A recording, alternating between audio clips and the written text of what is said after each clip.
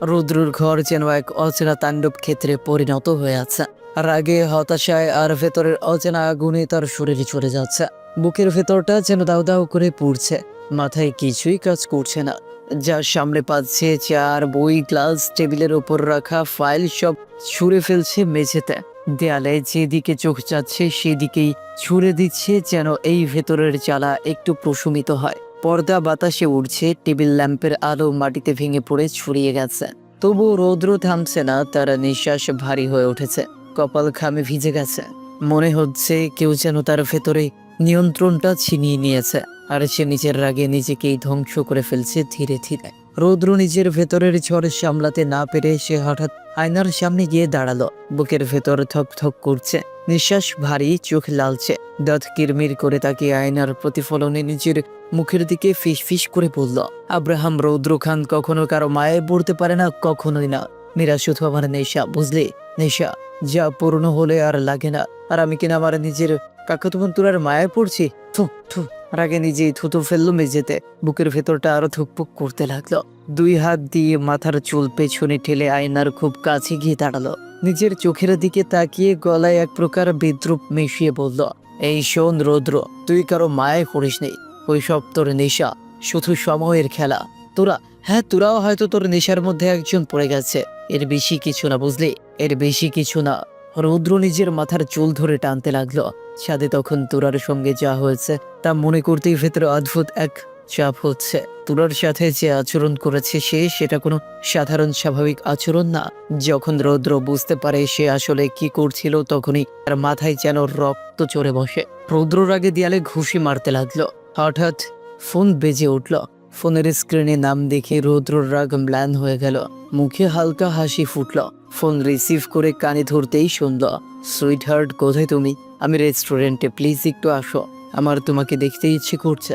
রৌদ্র বাঁকা হেসে জবাব দিল, ওকে বেবি, জাস্ট ওয়েট, আমি আসছি। আমার মাথা একটু নষ্ট, জানোই আমি কি করতে চাই। মেয়েটি হেসে ফেলল, বলে, আমার বাবু, তা নিয়ে চিন্তা করো না, তুমি ফার্স্ট রেস্টুরেন্টে আসো, আমি তোমার মাথা ঠান্ডা করে দিচ্ছি। Okay baby, love you. Roudro phone ধরেই হাসতে হাসতে বলল, okay baby, you are my sweetheart, now আমি খুব শীঘ্রই আসছি, লাভ ইউ টু। দুপুরের দিকে শিহাব আসলো। খানবাড়ির সবাইকে আনন্দে ভরে দিল। সবাই তাকে দেখে খুশি হলো। শিহাব ধীরে ধীরে সবার সঙ্গে হালকা আলাপ করে তোরার বাবা আশিক খানের দিকে তাকিয়ে বলল, আঙ্কেল, আসলে আমি তোরাকে নিয়ে একটু বেরোতে চাই। আশিক খান হালকা হেসে উত্তর দিলেন, হ্যাঁ ঠিক আছে, নিয়ে যাও, তবে সন্ধ্যার আগে দিয়ে যেও, বোঝোই তো মেয়ে মানুষ। শিহাব আবারও কণ্ঠে হাসি রেখেই বলল, আরে আঙ্কেল, আপনি চিন্তা করবেন না, সন্ধ্যার আগেই ফিরে আসবো, আর ওর হাতের আংটিও মাপ নিতে হবে। শিহাব সবার অনুমতি নিল তোরার সঙ্গে সময় কাটানোর জন্য। এদিকে তোরা কিছুই জানে না, সে নিচের রুমের ব্যালকনিতে বসে উপন্যাসের বই পড়ছিল। হঠাৎ তোরার মা তনুজা খান হাতে একটা শাড়ি নিয়ে ব্যালকনিতে এসে বললেন, তোরা কি করছিস সেখানে? রুমে আয় তোমা। তোরার চোখে বিস্ময় আর লাজুকতা একসাথে ফুটে উঠল। তনুজা খানের হাতে শাড়ি দেখে সে ভ্রু কুঁচকে বলল, তোমার হাতে শাড়ি কেন মা? তনুজা বেগম হালকা মৃদু হেসে তোরার গালে হাত দিয়ে বললেন, শিহাব এসেছে, তোকে নিয়ে বের হবে। মুহূর্তের মধ্যে তোরার গাল লাল হয়ে গেল। লজ্জায় সে হালকা মাথা নিচু করে ফেলল। তনুজা খান তোরার লজ্জা মাখা মুখের দিকে তাকিয়ে কোমল হাসি নিয়ে বললেন, হয়েছে, থাক, আর লজ্জা পেতে হবে না, এখন আয় তো, এই শাড়িটা পরিয়ে সাজিয়ে দিয়ে আমার পরিমেয়েটাকে। তনুজা খান ধীরে ধীরে যত্ন নিয়ে তোরাকে শাড়ি পরিয়ে দিলেন। শাড়ির কোমল কাপড়টি তোরার কাঁধে সুন্দরভাবে বসানো হলো। প্রত্যেকটা ভাঁজ সঠিকভাবে ঠিক করা হলো, যেন তার রূপকে আরো উজ্জ্বল করে তুলছে। তোরার চুলের দিকে হালকা স্পর্শ দিয়ে তনুজা খান শাড়ির ধনুক ঠিক করলেন। ছোট্ট আংটি আর কানের দুল ঠিকভাবে সাজিয়ে দিলেন। তোরার চোখে লাজুকতায় আর উত্তেজনার মিশ্রণ ফুটে উঠছে। তোরা আর শিহাব বাড়ির সবার কাছ থেকে বিদায় নিয়ে গাড়িতে উঠল। দুজনেই চুপচাপ বসে আছে, কোনো কথা বলছে না। শিহাব গাড়ি ড্রাইভ করছে, আর তোরা বাইরে তাকিয়ে আকাশ আর রাস্তার দিকে চোখ রাখছে।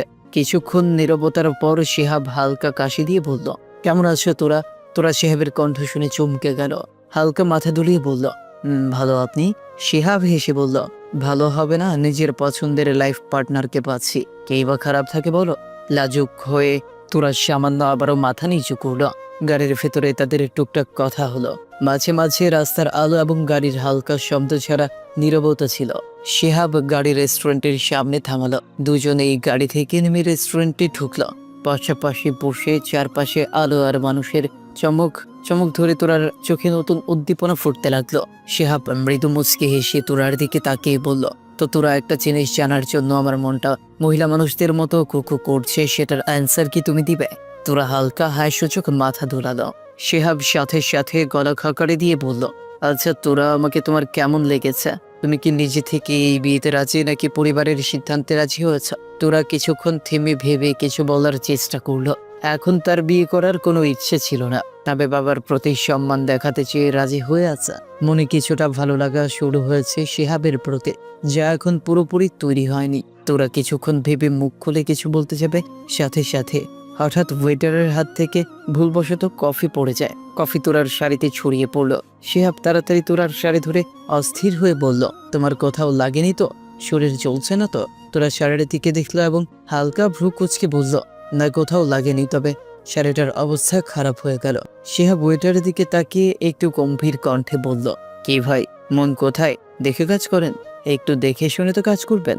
ওয়েটার মাথা নিচু করে অপরাধী স্বরে বলল, সরি স্যার, আসলে হাত ফসকে পড়ে গিয়েছে, বুঝতে পারিনি স্যার। তোরা ওয়েটারের দিকে তাকিয়ে হালকা হাসি দিয়ে বলল, ইটস ওকে, কোনো সমস্যা নেই। আচ্ছা ওয়াশরুমটা কোথায় একটু দেখাতে পারবেন? ওয়েটার সম্মানসূচকভাবে বলল, হ্যাঁ শিওর ম্যাম, আপনি আমার সাথে আসুন। তোরা যাওয়ার জন্য পা বাড়ালো। সাথে সাথে শিহাব বলল, আমি আসবো তোরা? তোরা হালকা মাথা নাড়ল, বিনয়ী কণ্ঠে বলল, না না, আপনি এখানে বসেন, আমি শাড়িটা ঠিক করেই আসছি। তোরা ওয়েটারের সাথে ওয়াশরুমে চলে আসলো। ওয়াশরুমে ঢুকেই তার চোখ বড় বড় হয়ে গেল, যেন নিচের চোখকেই বিশ্বাস করতে পারছে না। ভাবছে এটা কি ওর চোখের ভুল নাকি সত্যি। তোরা চোখ ঘষল, সামনে একই জিনিস দেখছে। সামনে রৌদ্র একটা মেয়েকে দেয়ালে চেপে ধরে লিপ কিস করছে। রৌদ্র যেন পারছে না মেয়েটাকে খেয়ে ফেলতে। মেয়েটার জামা কাঁধ থেকে অনেকটুকু নামানো, আর রৌদ্র বারবার ওই কাঁধে নিজের ঠোঁট ছোঁয়াচ্ছে। মেয়েটা হাঁপাচ্ছে, শরীর অজান্তেই কেঁপে উঠছে। দুই হাতে রৌদ্রের চুল খামছে ধরে আছে। এই দৃশ্য দেখে তোরা আর নিজেকে সামলাতে পারল না। মুখ থেকে বের হলো এক দীর্ঘ বুক ফাটানো চিৎকার। শেষে সাউন্ড বন্ধ হয়ে গেল। তোরা সেন্স হারিয়ে ধপাস করে ফ্লোরে পড়ে গেল। রেস্টুরেন্টে যেন একরকম ভিড় জমেছে।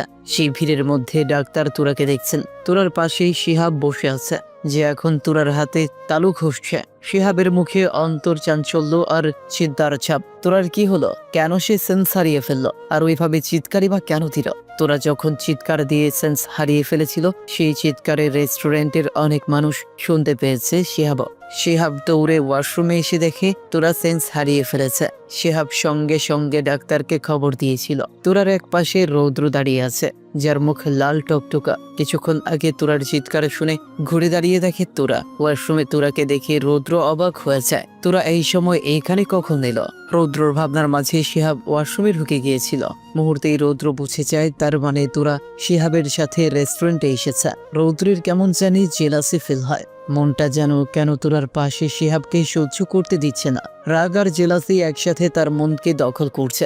ডাক্তার তোরাকে দেখে শিহাবের উদ্দেশ্যে বলল, আসলে মেয়েটা মনে হচ্ছে সেন্স হারানোর আগে এমন কিছু দেখেছে যা সে সামলাতে পারেনি, তাই সেন্স সহজে ফিরছে না। আপনি একটা কাজ করুন, বাসায় নিয়ে যান, আর আমি কিছু ঔষধ লিখে দিচ্ছি, সেইগুলো খাওয়াবেন, যাতে সেই দৃশ্যটা চোখে আর না থাকে।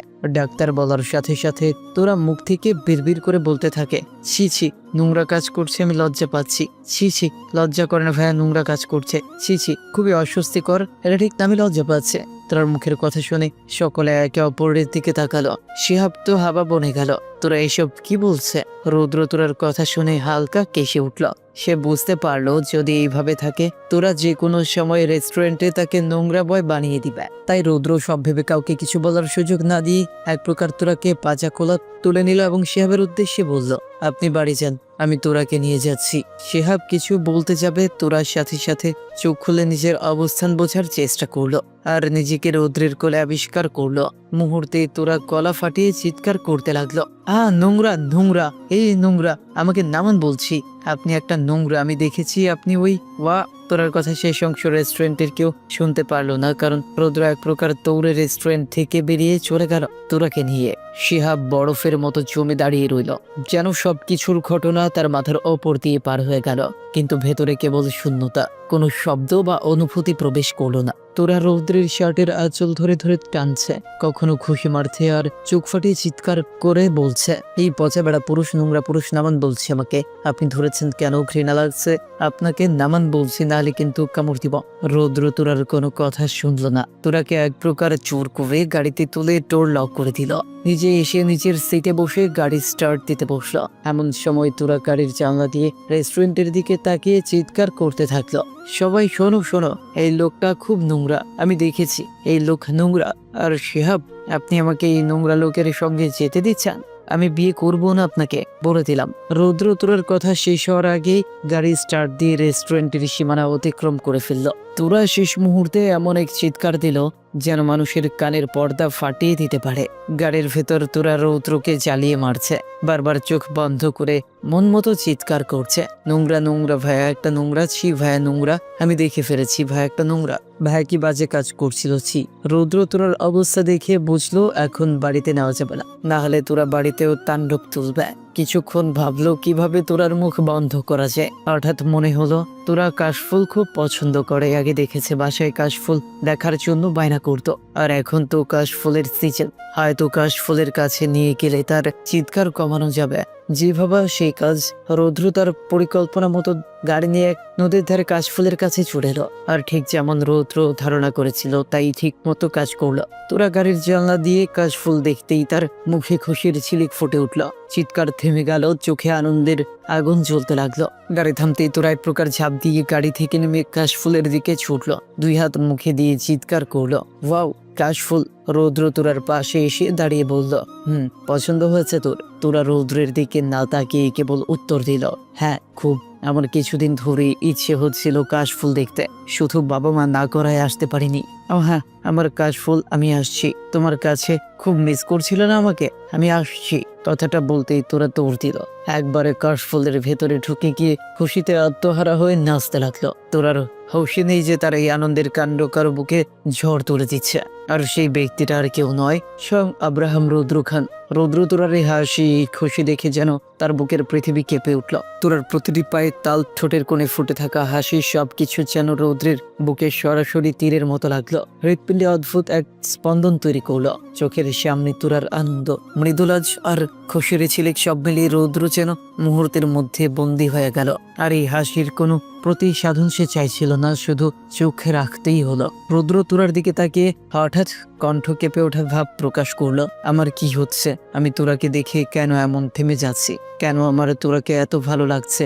ওকে দেখলে আমার বুক কেঁপে ওঠে, স্পন্দন কেঁপে ওঠে। কেন ওকে দেখলে আমি দুর্বল হয়ে যাই? কি আছে এই তোরার মধ্যে যে আমাকে এত দুর্বল করে তুলছে? মুহূর্তেই রৌদ্র নিজের মাথায় হাত বোলাতে বোলাতে চুল টেনে ধরল, যেন নিজের মনকে খুঁটিয়ে খুঁটিয়ে যাচাই করতে চাইছে, নিজের অনুভূতির গভীরে নামতে চাইছে। এই অদ্ভুত দুর্বলতা, এই অচেনা উত্তেজনা, এই এক ধরনের তাড়না যা তার ভেতরে আগে কখনো অনুভব হয়নি, যা এখন তোরাকে দেখার পর থেকে হচ্ছে। রৌদ্র নিচের ভেতরে নিজের সাথেই লড়ছে, ঠোঁট নড়ছে ধীরে, চোখে কাশফুলের আলো ছায়া, কিন্তু মনের ভেতর এক প্রচন্ড অস্থিরতা। সে নিজের মনকে উদ্দেশ্য করে নিচু গলায় বলে উঠল, আমার মন, তুই যে তোরাকে চাইছিস, তোরাকে তোকে চাইবে। তুই তো কত মেয়ের সঙ্গে নিজের অস্তিত্ব নষ্ট করেছিস, এমনকি আজ তুই তোরার সামনেও একটা নোংরা লোকে পরিণত হলি। আমি তো ওকে কাশফুলে নিয়ে এসেছি শুধু এই জন্য যেন ও আমাকে আর নোংরা না বলে, আমার আসল রূপটা যেন ঢেকে থাকে। তাহলে এখন কেন আবার ওর দিকে টেনে নিচ্ছিস বল? আমি যদি সত্যি ওর প্রতি আসক্ত হয়ে যাই, তাহলে তো আমি শুধু নিজের ভালোই চাইবো। ওর কি ভালো হবে না খারাপ হবে সেটা আমি দেখবো না, প্লিজ। আর তাকাস না ওর দিকে, শান্ত হ, এইখানেই থেমে যা। এই চোখ দুটোকে আটকে দে, বন্ধ করে দে, এখানেই তোরার দিকে আর তাকাস না। রৌদ্র, না তাকাস। এই কথাগুলো বলতে বলতে রৌদ্রের গলা কেঁপে উঠল, বুকের ভেতরটা ভারী হয়ে উঠল, যেন নিজেরই ভেতরে ডুবে যাচ্ছে। নিজের মনকে বোঝাতে চায়, কিন্তু মনটা যেন তোরার হাসির আলোয় প্রতিবার নতুন করে ছেঁকে তুলছে। রৌদ্র ধীরে ধীরে তোরার দিকে এগোতে লাগলো, প্রতিটি পদক্ষেপে বুকের ভেতর ধুকপুক শব্দটা আরো জোরে বাজছে। কাশফুলের কোমল সাদা ঢেউয়ের মাঝ দিয়ে এগিয়ে যেতে যেতে সে তোরার পেছনে এসে দাঁড়ালো। তোরা তখন কাশফুলে মুগ্ধ, কখনো ঝুঁকে ছুঁয়ে দেখছে, কখনো বাতাসে ওড়ানো তুলোর মতো ফুলগুলো ধরার চেষ্টা করছে। হঠাৎ তোরা পেছন ফিরে তাকাতেই রৌদ্রকে রৌদ্রকে এতটা কাছে দেখে সে চমকে উঠল। এক ধাপ পেছনে সরে গিয়ে কেঁপে ওঠা কণ্ঠে বলল, নোংরা আপনি, থুকু ভাই আপনি এইখানে? রৌদ্র কোনো উত্তর না দিয়ে ধীরে ধীরে আরো কাছে এগিয়ে এলো। চোখের গভীর দৃষ্টিতে তোরার চোখে চোখ রেখে শান্ত অথচ ভারী গলায় বলল, কেন তোরা আমাকে এইভাবে টানছিস বল? আমি যদি একবার তোর টানে চলে আসি তাহলে তুই ঠিক থাকতে পারবি তো? তোরা কিছুই বুঝে উঠতে পারলো না, শুধু অবাক হয়ে তাকিয়ে রইল। মনে হলো রৌদ্রের মুখের প্রতিটি শব্দ যেন কোনো অজানা ভাষায় বলা। তার ভাবনার মাঝেই রৌদ্র আরো এক ধাপ কাছে এলো। তাদের নিঃশ্বাস প্রায় একে অপরের গালে ছুঁয়ে যাচ্ছে। রৌদ্র এবার আরো গভীরভাবে তাকিয়ে বলল, কি হলো? চুপ করে আছিস কেন? বল, কেন আমার বুকে ঝড় তুলে দিচ্ছিস? কেন আমাকে এতটা দুর্বল করে দিচ্ছিস? তোরা হঠাৎ থমকে গেল। এক মুহূর্তের জন্য তার চোখে ভয় আর বিস্ময় একসাথে ভেসে উঠল। তারপর ধীরে ধীরে এক ধাপ পিছিয়ে গিয়ে অবাক কণ্ঠে বলল, ভাইয়া আপনি এসব কি আবল তাবল কথা বলছেন? আমার ভয় লাগছে আপনাকে। এই কাজ ফলে আপনাকে আবার কোনো পেতনি টেতনি ধরলো না তো? বলেই তোরা ফিক করে হেসে উঠল একটা শিশু সুলভ দুষ্ট হাসি। যেন রৌদ্রের গভীর কথাগুলো তার কাছে কেবলই এক মজার কৌতুক, কিন্তু সেই হাসিটাই আবার রৌদ্রের বুকে নতুন এক ঝড় তুলল। রৌদ্র ধীরে ধীরে তোরার দিকে এগোতে লাগলো। তোরা রৌদ্রের ভেতরে সেই দৃষ্টি দেখে এক ধাপ তারপর আরেক ধাপ পিছাতে লাগলো, কিন্তু রৌদ্র থামলো না। সে যেন নিজের নিয়ন্ত্রণ হারিয়ে ফেলেছে। তার কণ্ঠটা ভারী হয়ে উঠল, নিঃশ্বাস গরম হয়ে উঠল চারপাশের বাতাসের মতো। ধীরে ধীরে তোরার দিকে এগোতে এগোতে এসে বলল, আমার ভেতরে কোনো পেতনি ভর করেনি, করেছিস তুই। তোর মতো পেতনি আমার উপরে ভর করেছে, যে আমাকে দুর্বল করে দিচ্ছে। আর যদি তুই ভাবিস আমার ভেতরে কোনো পেতনি প্রবেশ করেছে, তাহলে তুই কান খাড়া করে শুনে রাখ, ওই পেতনিটা আর কেউ না তুই। কথা শেষ করার মুহূর্তেই তোরা পেছাতে পেছাতে রাস্তার সীমা অতিক্রম করে নদীর কিনারে এসে দাঁড়িয়েছে। কখন সে টেরে পায়নি। বাতাসে কাশফুল উঠছে, তোরার পায়ের নিচে নরম ঘাস সরে যাচ্ছে। রৌদ্রের শেষ কথাটা যেন বজ্রপাতের মতো এসে পড়লো তার কানে, ওই পেতনিটা আর কেউ না তুই। তোরা থমকে গেল। এক পা পিছিয়ে যেতেই ভারসাম্য হারিয়ে দুলে উঠল নদীর দিকে। নিজের শরীর টেনে ধরে বাঁচার চেষ্টা করছে, কিন্তু পায়ের নিচের মাটি যেন ফসকে যাচ্ছে। ঠিক তখনই রৌদ্র এক লাফে এগিয়ে এসে তোরার হাত শক্ত করে চেপে ধরলো। রৌদ্র হাত ছেড়ে দিলেই তোরা পড়ে যাবে নদীতে। এমন একটা পরিস্থিতিতে এসে পড়েছে তোরা। তোরা রৌদ্রের দিকে তাকিয়ে রইল, যার চোখে এখন অদ্ভুত এক গভীর দৃষ্টি। সে বুঝতে পারছে না রৌদ্র আসলে কি বলছে। সবকিছু যেন মাথার ওপর দিয়ে যাচ্ছে, কিন্তু মনের ভেতর দিয়ে একটুও ঢুকছে না। তোরা কিছু বলার আগেই রৌদ্র নিচু স্বরে বলল, তুই অপরাধ করেছিস তোরা। তুই আমাকে জ্বালাস, তোকে দেখলে আমি দুর্বল হয়েছে। এখন আমাকে জ্বালানোর শাস্তি পা। কথাটা বলেই রৌদ্র হঠাৎ তোরার হাত ছেড়ে দিল, আর তোরা সাথে সাথে বাকিটুকু না হয়